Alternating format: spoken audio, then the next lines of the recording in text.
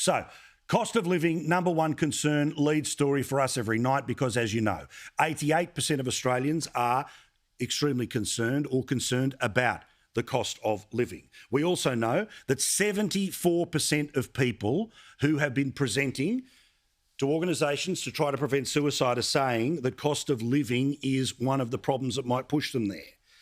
Thankfully, the rest of the media slowly but surely starting to catch on, and this lady was on the Today Show this morning, one of millions being crushed by a government that doesn't care. I'm a single mother of two adult boys, and, effectively for me, my mortgage has increased effectively $500 a month.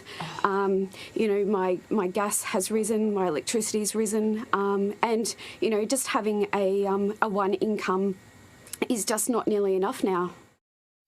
Let alone women in her position, families as well, that can't find a place to live.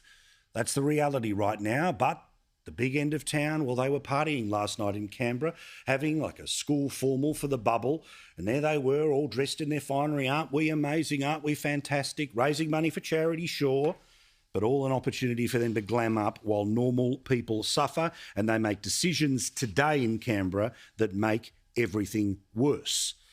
And on top of all of this, as you know, the expectation of this government was that they would do something about cost of living. They have done nothing about cost of living. They're fiddling around on the edges, coming up with things that will come down the cost of medicines, but not till January of next year. Not to the end of next year are there any sort of changes when it comes to childcare. And their budget, which was apparently going to be the big moment in October, will now not offer any serious relief to families.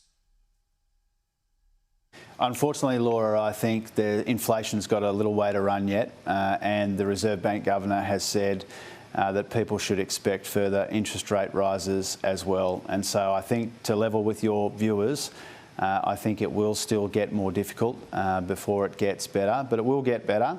I'm still confident, I'm still optimistic about the future of our economy and the future of our country, but we do have to navigate some pretty tricky terrain.